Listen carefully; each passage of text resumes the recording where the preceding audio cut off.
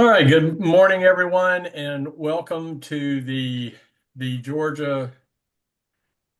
I'm sorry, we've got some more folks coming in. Well, hold on.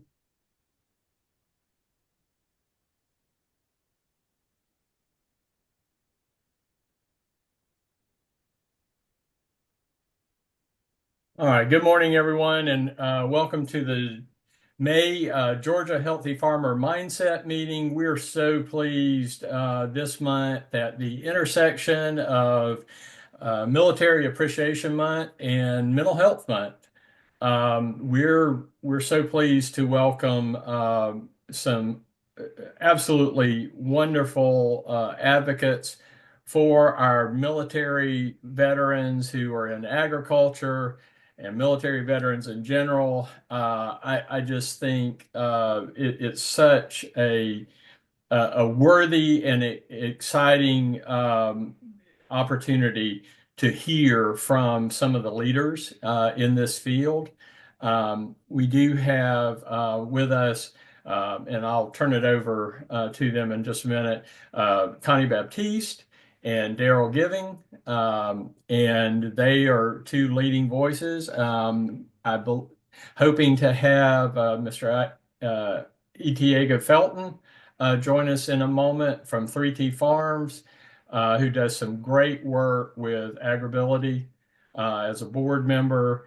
And I want to thank, although he could not be here today because he is doing a mental health first aid session for military, and that Justin Miller from UGA's Veterans in Agriculture um, uh, program.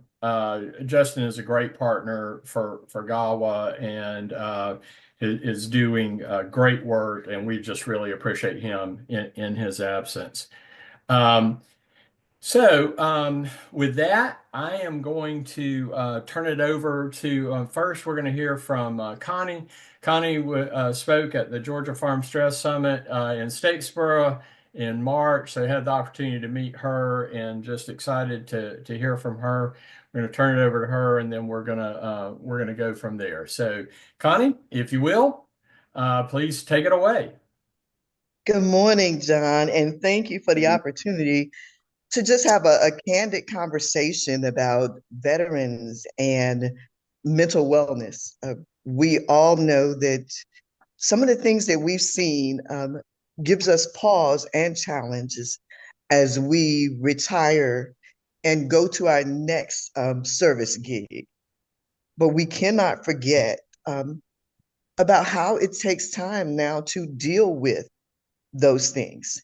Um, as Georgia Woman Veteran of the Year, it gave me a great opportunity to just talk to my fellow sisters about what it looks like now that we are no longer in uniform. And my year um, was taking off the mask. And in order for us to take off the mask, we first have got to ask ourselves a couple of questions. And one of them is what matters to us. Now that we are no longer in uniform, we need to take the time to define what that is now that we are no longer in that space. And one of another question, we have to redefine who we are. Because for me, I did 20 years in the Air Force and I've been retired for 21. So having to come out of that uniform mode and go into service as a civilian, it has really made me try to redefine and think about what matters to me, who I am now outside of uniform, and what that looks like in terms of happiness and mental health. Now, just like a lot of the branches, we um, treat mental wellness as if it is a touchy-feely thing. And most of the time, we really do not want to address it. I am, again, old school.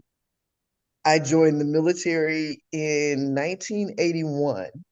So it has allowed me to go through my service years as an individual who did not speak about mental wellness. It came with some not so fun things if you spoke about it. But now it's time to redefine that. And that is being able to create spaces that will be safe for people to talk about how they feel, letting them know that they can come and be just where they are at that given moment. Um, Part of what we need to also do is make sure that our individuals know what resources are available, how they can get to them. And I live in a very, very rural area. And you find that, um, That would be greatly appreciated. Thank you. I'm, I'm I'm sorry, sorry if you're not speaking, please mute. Thanks. the wonderful world, the multitasking, the joys about it. But being able to get information out to our rural sisters and brothers about what resources are available and making mental wellness and behavioral wellness an everyday term. And so that it is not a dirty word or one that has to be talked about in the cloak of darkness.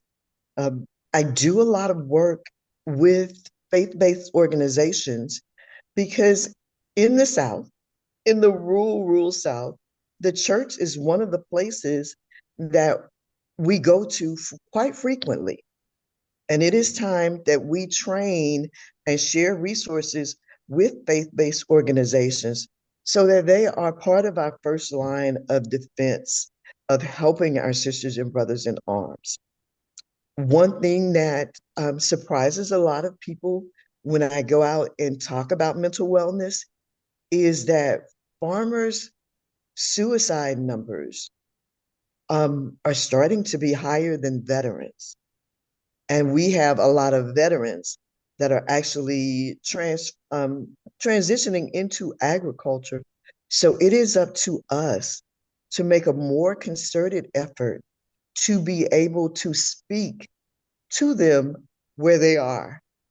And um, most veterans will tell you that we are polite to everybody, but when we run into another fellow veteran, there's a whole different conversation that we have. So we've got to meet them where they are, share resources, and build partnerships that will allow us to support veterans and farmers in the spaces that they are.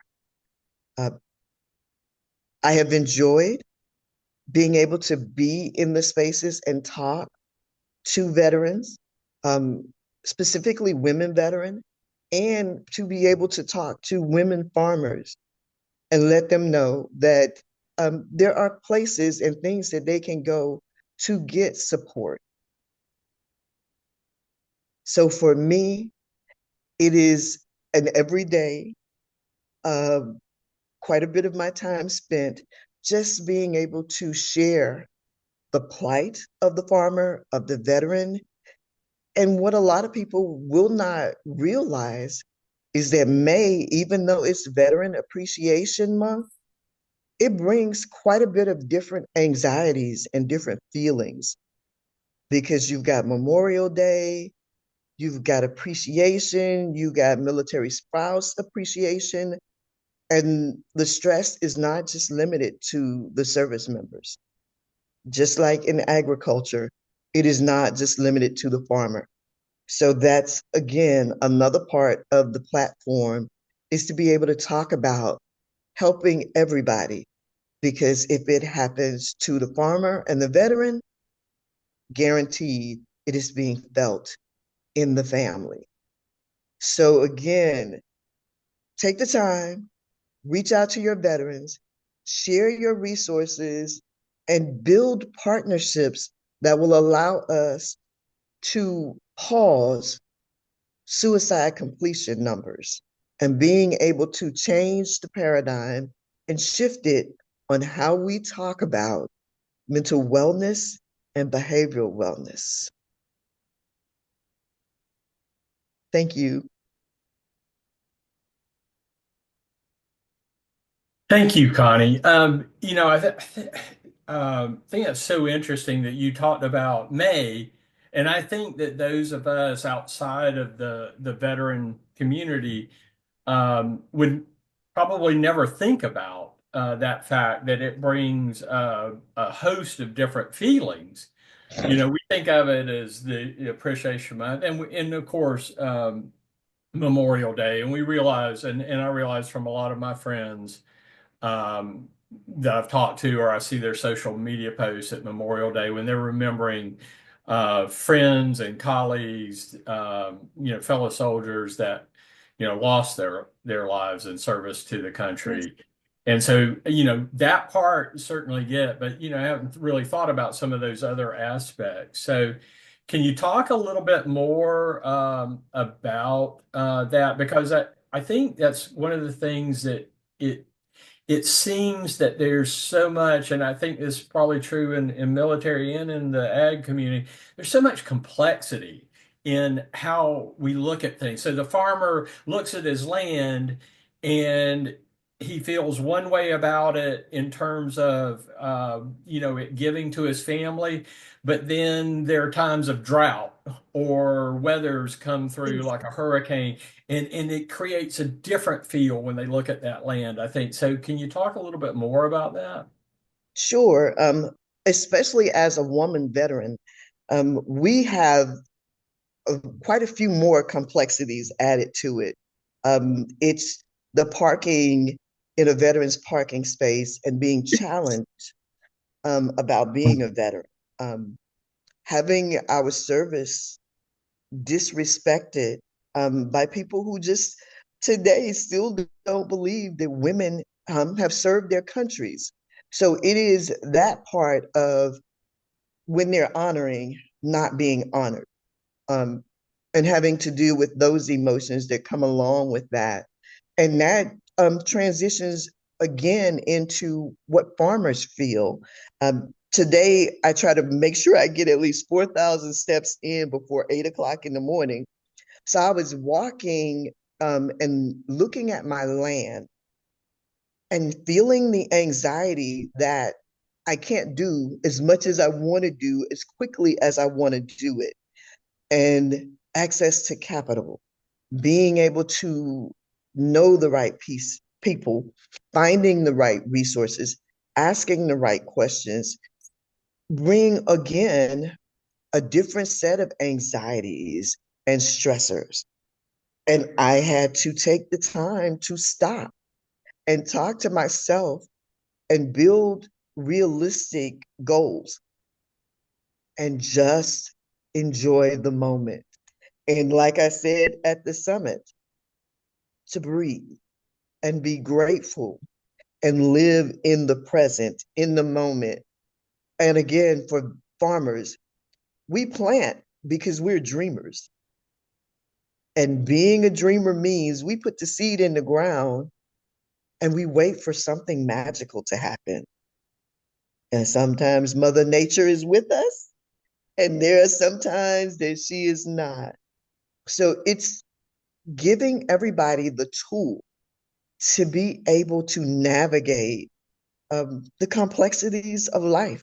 Because when life starts lifing, um, we don't always handle it well.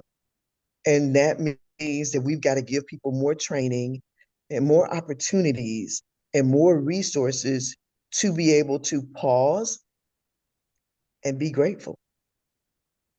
Yeah, that's I think that helps us understand some of that complexity, and I sure do appreciate that. I know as a father to a very freshly commissioned second lieutenant in the Army, who is female, I have some of those anxieties for her, and I think and just we've kind of talked about your service is more important than what anybody thinks, and she believes that, and I appreciate you saying that.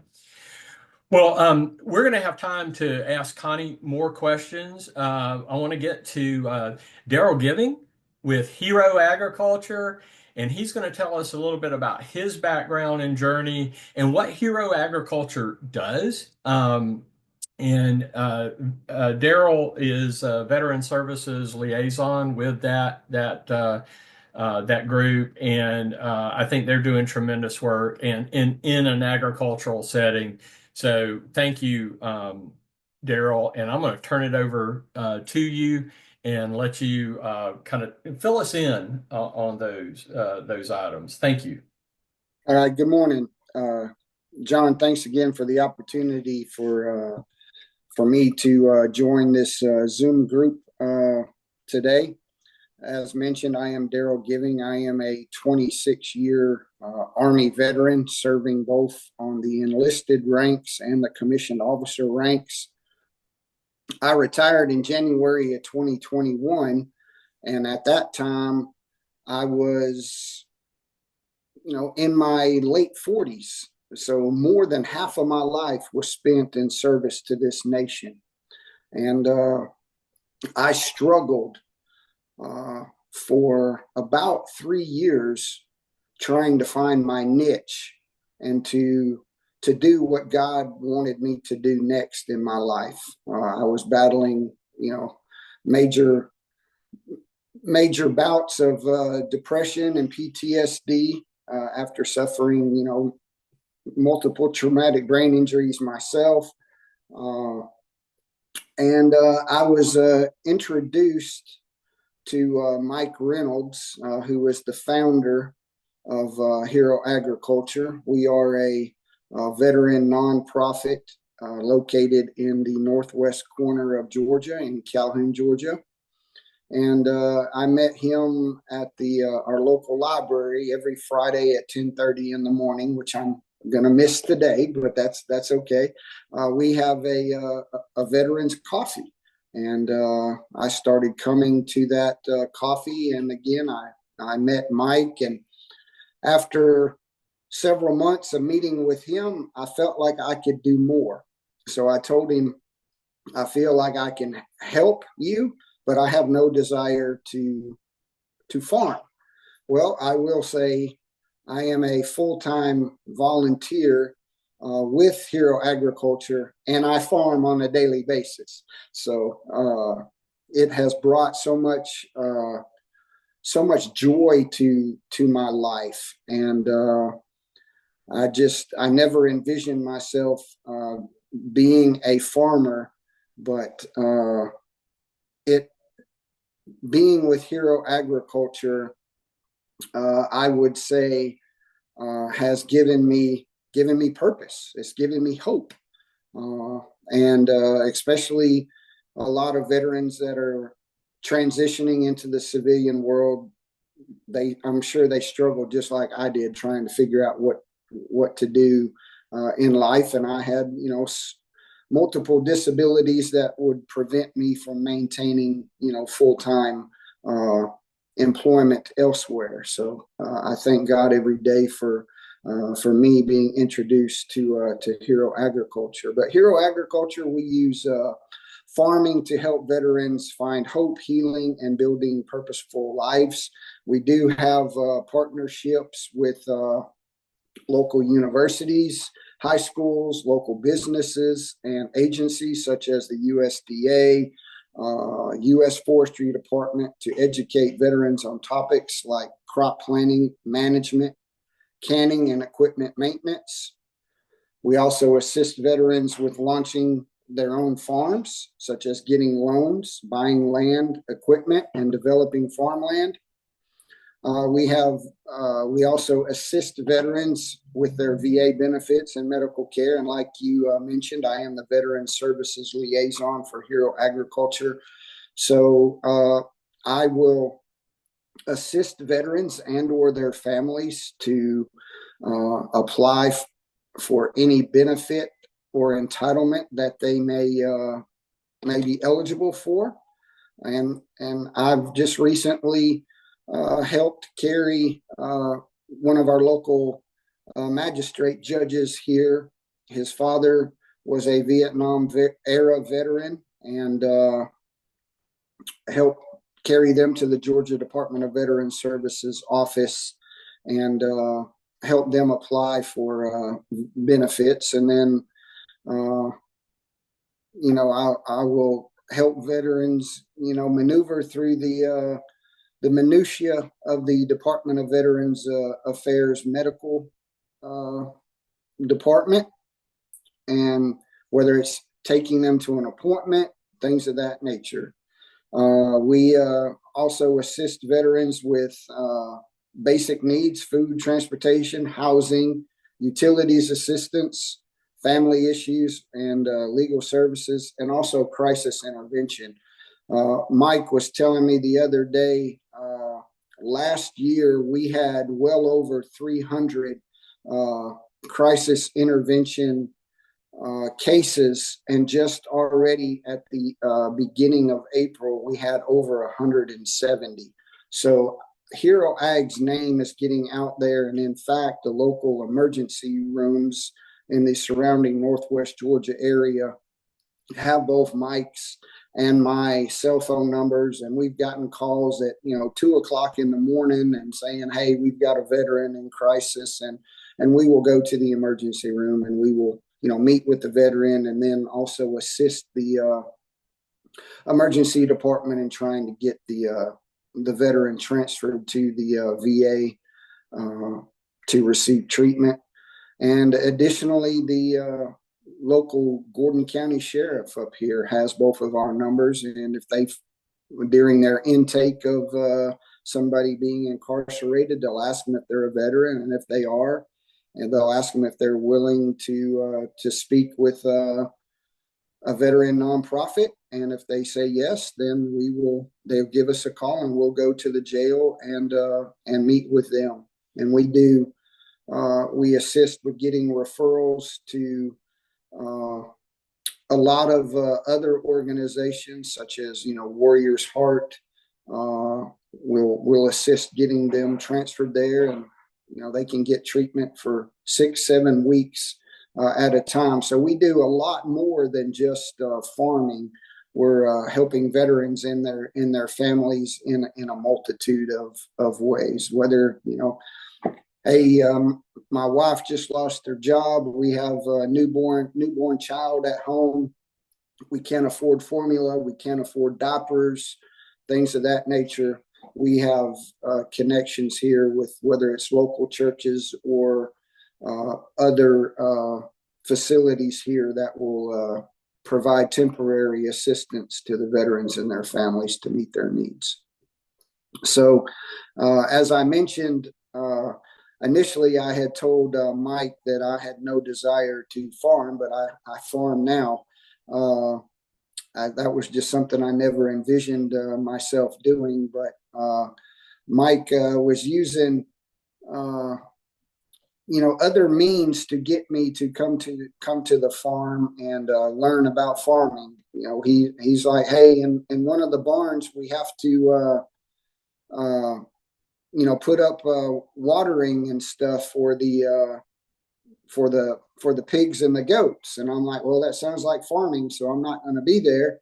And he's like, "No, that's just plumbing and electrical." So I'm like, "Okay, I'll be there." And then lo and behold, a couple of baby goats got out, and I had a goat in each hand. And ironically, both of us smile and laugh at each other and say at the same time, "Now that's farming." So that pretty much sums up what we do. We are, again, an 82-acre farm located up in Northwest Georgia, and we're in the process now of building a 13,000 square foot veterans center that will have a big classroom. It will have some bunk rooms. It will have a commercial kitchen. It will have some offices, and it will have a veteran storefront. So if a veteran, they make, honey, or another veteran may, do some canned goods. They may, grow things at their own house or farm, and they want to sell them. or, you know, I make leather belts or leather wallets. We have a point of sale system set up that will not charge the veteran the normal fees associated with swiping a credit card or debit card. Agreements have already been made to make that free of charge. So if you sell your product for $10, you're getting $10 and you're not having to pay that 30 something cents to swipe your credit card, and then, you know, your 3% fees associated with it. So we have come a long way on the Veterans Center, especially over the last month. And we are expecting to have our grand opening in September. Well, thank you so much, Daryl. I'd like to follow up with a question here. Yes, sir. So, considering, and obviously, and you know, you mentioned PTSD, depression, Yep. multiple TBIs, and you know, and that's anybody that works with veterans, that's an all too common tale with combat veterans, particularly. But with many of those aspects, with all almost all veterans to some degree, what that part where you started helping, you know, and being part of Hero Ag and the agriculture, can you talk a little bit about that as part of your recovery, that opportunity to give back? And did you find that kind of accelerated and enforced your recovery journey, and how you could basically mitigate some of those effects? Yes. You know, and I'm not going to divulge, you know, everything, but I will say I was at home retiring, or after I retired, and I was drinking more than a case of beer a day. I was homebound. My doors were locked all the time, shades closed, and I just didn't know. I was struggling with, you know, pretty much everything. I was, you know, still struggling from, you know, a divorce. You know, unfortunately, most veterans that are in marriages in the military, you know, it's 50% in the civilian population of marriages that survive, and then in the military capacity, it's even significantly greater than that. So I had a lot of pain and a lot of guilt with, you know, me having multiple overseas deployments, and usually when I was home, I was only home about 6 days a month, and I had a lot of pain and a lot of guilt with that. And you know, to be quite frank, I had a plan to end my life, and I again was introduced to, you know, the Coffee with Vets, and it took me about 1.5 years to actually start going, and that was also part of my own mental health treatment that I was receiving. I didn't feel comfortable going beyond groups of just, you know, two or three individuals. So the only thing I would do would go to church, and that was, you know, important to me. And I don't think if I didn't have my faith that I probably wouldn't be here, you know, today. But part of my therapy was, okay, now you've been going out with groups of, you know, 3 to 5 people. Now we want to try and get you into, you know, 10 or more. And then outside of your home. For me, it was, okay, you know, you're gonna invite family over or friends over in your house, and you're gonna have them there for a minimum of 1 hour. And then, you know, again, that was just part of my therapy. So this was in the next step. You need to find something to do in a public setting, and you're just going to have to grin and bear it. And so I started going to Coffee with Vets, and then I felt it was so much easier for me to get along with everybody and not be so anxious, because everybody in that room had similar stories like me, and I was able to relate. And then again, kept going and going, and then finally, I'm like, okay, Mike, I feel like I can help. I can add some value to your organization, and started, coming out to the farm, helping wherever. Initially started out working on the Veterans Center, and then he's like, hey, you were a senior human resources officer at one time, so we've got some veterans that need help with their VA benefits. And then I started, when I was helping them, it gave me a sense of a purpose. Hey, somebody really needs me. This family, needs my help to do this. And then there's another one. Then there's another one. Then there's another one. So it gave me a sense of pride and accomplishment and purpose, and that helped me more than anything has helped me. I never again envisioned that going to Hero Agriculture would help me more than just my faith would. So it's I'm just so blessed and honored to to pay it forward and helping other veterans. And I've come across a lot that were in similar situations, like myself, that, hey, I'm struggling. I'm just got out, whether they served a 1 year or 1 term or 2-term enlistment, or they retired.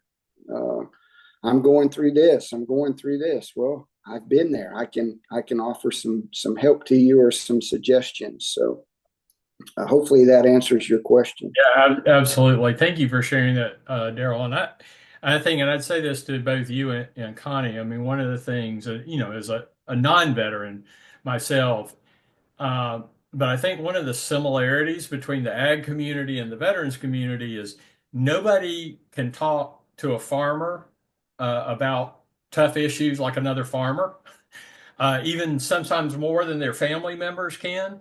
And I think the same is true with veterans. I mean, that shared experience, I think, is just so important. And so thank you to both of you for getting involved with your fellow veterans and being that voice, because I think it is a voice that penetrates those barriers in a very positive way. And so I want to say thank you. Connie, I want to go back to you for a minute, and then we're going to open it up for questions for both of you. I was recently asked if I could give one tip or one idea about mental health if I was talking to someone who was either struggling or was worried about somebody that was struggling. What is the one thing that you would tell them? Oh, I'm sorry. Let me unmute. That's There you me. go. Okay. To, if we can train people to stop asking what's the matter with you and start asking what matters to you, then they'll start getting the answers to their question instead of putting people on the defensive. If you ask what matters to you and someone says, oh, being able to play with my grandchild or being able to play in the dirt, then you can find out. They will tell you, I can't because my knees hurt, or I can't because I don't feel like getting out of bed. And then it's not what's wrong with you? It becomes, oh, well, let's see what we can do to facilitate where you want to be. And then it changes the feel of the narrative. It's no longer dark. You know that their grandchild is their joy. So it puts purpose in what they do as versus to talking about a dark and gloomy situation. So same words, just rephrasing them. That's amazing. Yeah, that's I think that's such an interesting and sort of has great potential for changing those conversations. You know, finding out what matters to them. I'm definitely going to use that in my work and conversations. Thank you so much, Daryl. Same question for you, real quick, and then we're going to turn it over. What's kind of the one piece of advice you would give somebody quickly that is worried about someone or is struggling themselves? Uh, One would be just know that no matter how much you are struggling, is that your life matters, and that you're loved uh, and cared for. Again, I struggled for many years with PTSD and severe depression and anxiety, and now I'm able to pass that on to others and let them know that, again, your life matters, and I care about you.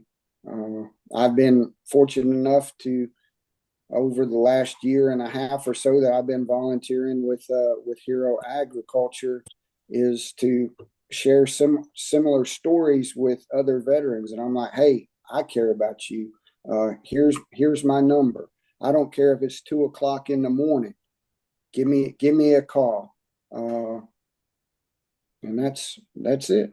That's amazing. You know, just giving somebody the opportunity to know that somebody cares enough about them, even though they may not know them well, to have those hard conversations.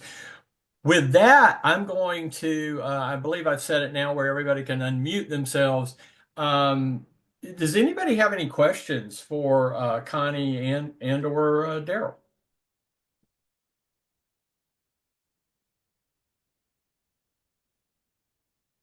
It's not necessarily a question, but my name's Nicole. Daryl, I think I've met you at Hero Ag when I came to visit, but I just wanted to thank both of you for your work, and it's truly appreciated as a veteran beginning farmer and also working in the mental health field. I see a lot of what you all have talked about, and you all gave tips to me on how to really be more present in my roles, and so I thank you both for that.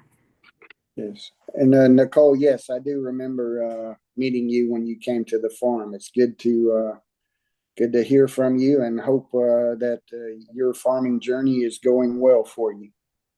Thank you. It's going good. It's going good. Great. Glad to hear it. While we got Nicole on there, I want to give her a bit of a shout out on a couple of things. One, she's a great partner to us up in the Walker County area as part of their Young Farmers Group, and working with us to kind of expand the conversation about ag mental health in that area. But also, very importantly, Nicole, has graduation day come and gone yet, or is it still coming up? I graduated last Friday, so a week ago. It was graduation day. Congratulations. Share with everybody real quick what you graduated, the degree, and what your plans are. So I just graduated with my master's in counseling, and I will be working at the vet center uh, soon. I actually just put in my preferences, and Chattanooga is my number one choice. But I'm just waiting to hear back on whether or not I got the job. So, Amazing. Well, if you need a recommendation on character, I bet you can find some on this call. I know one, and that's me. Thank you so much. I just appreciate you so much. Other folks that may have questions or comments about what you've heard today and what you'd like to know?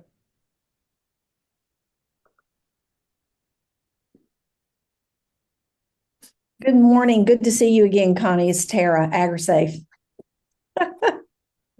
I just first I want to share appreciation for you guys talking about the lived experience. I don't think that we can talk about that enough, and I don't think we can hear it enough either, because that's where the rubber meets the road when it comes to making changes. Just a question on reflection. I'm coming back from a conference. I just was in Anchorage, and it was the National Association of Rural Mental Health. And there was a speaker there. His name is, he's from Australia. His name's Dr. Russell Roberts. And his session shared, which I knew existed, but it was more profound than I ever thought, the profound relationship between mortality and mental health, or being unwell mentally, especially when you associate it with other comorbidities like high blood pressure, heart disease, those type things. So I'm just kind of curious, because that impressed me so much. Are those kind of conversations being had? Because I don't think we talk about that enough, about it's mental health, but it's also about, life expectancy. And it's also about the complicated factors of those other comorbidities that individuals can carry with them as well. For me, it is I think as you say, people don't talk about it as much. At least 60% of the veterans have a ton of things wrong with them. And it is exposure to service, and having to navigate the physical things that transpire that go hand in hand with being mentally unwell and holding it in, and how stress tends to show itself in other ways. So, like I said with John, when you start asking people what matters to you, because asking a veteran, how are you today? We are programmed to say, we're good. I'm fine. Because we've been trained that if it's hanging off, you duct tape it up and you go back in and you complete the mission. So it is such a trick question, because there are so many layers to being asked, how do you feel today? I'm fine. What is your pain level? Between 9 and 10, when for us, 9 and 10 means nothing, because we live in pain and we continue to operate. But changing how we're spoken to, changing our level of understanding of how mental health, how stress, how behavioral health intersect, and how they physically manifest in the body, along with the manifestation of trauma, giving people tools and helping them define what happiness is. Because some of us will always, as Daryl said earlier, we have disabilities, we have limits, but understanding how we can still live a happy life and do what we would like to do, I think it will make a difference in how we deal with high blood pressure, how we deal with the cancers that come along from our exposure during service, and how we deal with PTSD, moral injury, and overall the stress of changing lives, is going to make a big difference. Right. Wonderful. Thank you, Connie. And thank you for that question, Tara. I can't say enough about AgriSafe and what they bring to the table nationally with this conversation. I do want to. I'm working on my full certification, and finishing up some of the preliminary steps for CREM certification, the Community Resiliency Model, which is a great stress management model. And I want to give a little shout out to Glenda and Joan from the Rural Health Innovation Center at Mercer School of Medicine, where I'm a part of, and they do wonderful work with this. So, every time I get on yesterday I did a lunch and learn for Resilient Georgia. And every time I get on a call or a webinar or something with one of these organizations, I find that they are working in starting to use that as a stress management tool. And I think it's a really, we do so much work in terms of suicide prevention training, and as well we should. But let's not forget that how are we dealing with that? How we're doing every day. And when we're above that, what they call the resilient zone or the okay zone, or we're below that, because we're so down, how do we recognize those signs and get back into that okay zone? I just want to give a shout out about that CRIM training, and it's really interesting, and is can be done in a variety of time frames. But there are things in a 5-minute conversation I think you can bring to that table. So you want to know more about that from the Rural Health Innovation Center standpoint, Glenda or Joan can certainly talk to you about that. But it's so wonderful to kind of hear people saying, "Hey, let's get to helping people before they get to that point, or on a day-to-day basis too." And I think as a complement to those other trainings. So anyway, thank you so much for that. I want to ask: Are there any other questions for our speakers today? And I do want to give folks time to highlight any of you that have upcoming events or programs or efforts that you want to highlight in your area and in your work.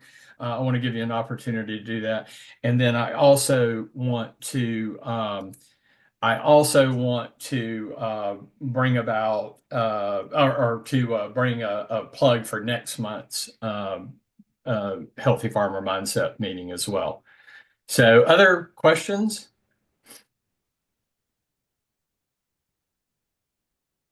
All right. Well, Tara just posted about Comet training, which is changing our mental and emotional trajectory.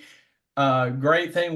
We're looking at, through our partners in GAWA and particularly at Georgia Foundation for Agriculture. We're looking at the possibility of bringing in, doing a big the trainer session in Comet. I think it is. Thank you for bringing that up, Tara. I'm excited about that because it comes out of the ag community. It came out of the Midwest, and it really is something I think is very applicable to the ag community, because it teaches people to go through just a real quick way to get past, and Connie sort of talked about this, get past hey, how are you doing? Really ask, even if you really ask that question, you really mean it, not just in passing. Almost everybody, including veterans, and farmers, are going to say, "I'm fine." But it teaches you kind of how to get past that in a series of sort of progressive questions. That's oversimplification, but it is so good. And I think we probably want to do a focus on that one month too. So I'm glad you mentioned, I'm glad you know about Comet. I went ahead and signed up to become a trainer, for Comet. It is a community kind of training. This is, a tool in the toolbox that can kind of help deploy people to go out in communities and have them start these conversations. I found it really easy to to imagine and probably to implement. And the instructors give you some really good opportunity to kind of practice some of those skills with some role play. So yeah, I'm glad to hear that it's spreading. Yeah, great. Thank you. Thank you so much, Tara. I think it's very promising. Would anybody like to share anything about, before I give a plug for next month, would anybody like to share about anything that's coming up in your area or with your organization? Hey, John, Deidre Hey, from, Deidre. um, I'm at PCOM South Georgia down in Moultrie, and it's a mouthful. It's the Philadelphia College of Osteopathic Medicine, but we have a real focus, like Mercer, on rural medicine right here in the heart of South Georgia. And I wanted to make everyone aware that, thanks to the generosity of the Sunbelt Ag Expo, we have an entire building at the expo, just to do rural health booths and information and talks. So, John, what I'd like to do is send that information to you to send out to the group in case there's groups we missed last year who might have an interest in being part of that initiative. But it's one of the ways to see a lot of people in a 3-day period. And we'd love to have more of you there. There's no cost to be part of it. So that's the great thing. You just have to bring your booth, your tables, and chairs. And John can speak to it because he was there last year. Yeah, that was the first year last year. There was a lot of people that came through that building, and there was a variety of different organizations, universities. We were there. Mercer School of Medicine was there, Rural Health Innovation Center. We all got to talk to a lot of folks coming through there, and there's a lot of interest in health and mental health among that ag community, more than a lot of times you might think. And so it's a good opportunity. And the fact that it was free, that's amazing, because it usually costs a pretty good bit to exhibit at at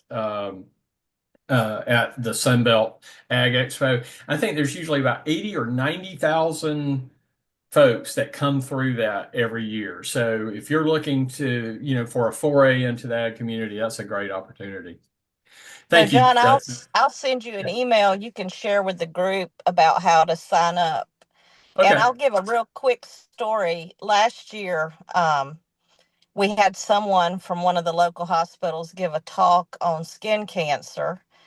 And after his talk, a farmer walked up to him and said, "I never have time to go to the doctor, but there's a place on my back. Would you look at it?" The doctor went and looked at him, and he came back out and he said, "He's going to see the doctor tomorrow. We might have saved a life."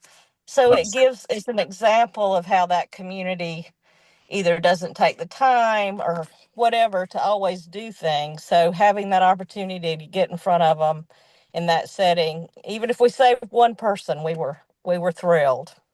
Well, thank you, Deidre. Yeah, and you had shared that story before, and I think with me, and I think it's such a meaningful story and a great example. So thank you, and thank you for what y'all are doing to organize that, and thank you to Sunbelt, Chip, and the whole Sunbelt crew for allowing this opportunity. I do want to do a quick shout out next month. Some of you may know it is Veterinarian Appreciation Day and Week is next month, I think around the 18th of the month. But ours, of course, is the second Friday. We're going to highlight the work of our veterinarians in Georgia. And we've got a great lineup that includes some practicing veterinarians, the executive director of the Georgia Veterinarian Medical Association, a veterinarian who now has kind of, I think, I'm not sure she's still practicing, but is focused on talking about wellness in the veterinarian community. And also one of our state Department of Ag veterinarians. And they're going to talk about a lot of the stress and mental health challenges of that community. I don't know if you know, but it is is also another group that has one of the highest suicidal ideation and unfortunately suicide percentages among populations in Georgia and the U.S. And there is a tremendous amount of stress. When you think about it, we're going to hear from the state veterinarian some on like herd and flock depopulation, which is a big issue right now. The stress that puts on not only the farmer, but those folks that are responsible for that. It is a huge, huge thing. Our veterinarians are coming out with tremendous amounts of debt, and they have in the AMVA, they have a tremendous mentoring program that they are working on. So we're going to hear more about that too. And from one of those veterans, those mentors who has been a longtime friend of mine, and just to hear about what they're doing in that space, I think is going to be inspirational as well. All right. With that, I always promise we're going to keep it to under or right at an hour, which we are at. You can find Connie and Daryl and Hero Ag. You can find them both very easily Googling them and them and their organizations. And I just think, again, I just wanted to say thank you so much to both of you for being with us today. It is amazing the work that you're doing. It's inspiring, and it is so meaningful. I know not only to you, but especially to those that you work with. So thank you so much. All right. With that, anybody else have anything they want to share just real quick? John, I'd like to stay a little bit after with you to talk about that Veterinary Appreciation Week. I have Okay. a couple of ideas that we can kind of help support that. Okay. AgriSafe will soon have, we were actually contracted by the Ohio Poultry Association, and we're doing a webinar for them that they have contracted us to do, but that webinar will end up on our learning lab, and it's going to be about the stress of depopulation for producers, their families, the farm workers. This is a version of the one that I did at the AVMA in Austin last year. We also did a version of this for APHIS up in Pennsylvania. But that webinar will be in our learning lab. It will be behind a paywall, which typically most of AgriSafe stuff usually is free, but we're trying to navigate lost funding and figure out how we can Understood. survive and continue to serve this very critical workforce. And I would like to stay just a little bit after with you to talk about Veterinary Week. Thank you. All right. We will do that. All right. Let's see. Nicole. Yes, I have a quick thing. Justin Miller and I were selected to serve on the organization committee for the Georgia chapter of the Farmer Veteran Coalition. And so if anyone's interested in assisting with that, you can email either John or Justin or I, and we can get you connected with that. Thank you so much for letting us know about that, Nicole. Those are two great choices and advocates to serve on that. So congratulations on that, and thank you for doing that. Anybody else? I All have right. one last thing. Yeah, thanks, Connie. Thank you. Kennesaw State and Georgia Department of Veteran Services are doing a Let's Connect conference that focuses on suicide prevention, rural communities, and children and adolescents in mindfulness. So it's going to be June 9th through 11th at the Savannah Convention Center. But if you go to Kennesaw State's page, or if you just Google Let's Connect Conference 2025, it will come up. Thank you, Connie. Thank you for sharing that. All right. Again, thank you, Connie. Thank you, Daryl. We appreciate you so much. And thank you for sharing with us. And thank you all for those that could be here today. Please pass the word about this work. All right. Great. We'll see you next month, hopefully, and let people know about it. All right. Thank you. Thank you. Thank you. I'm so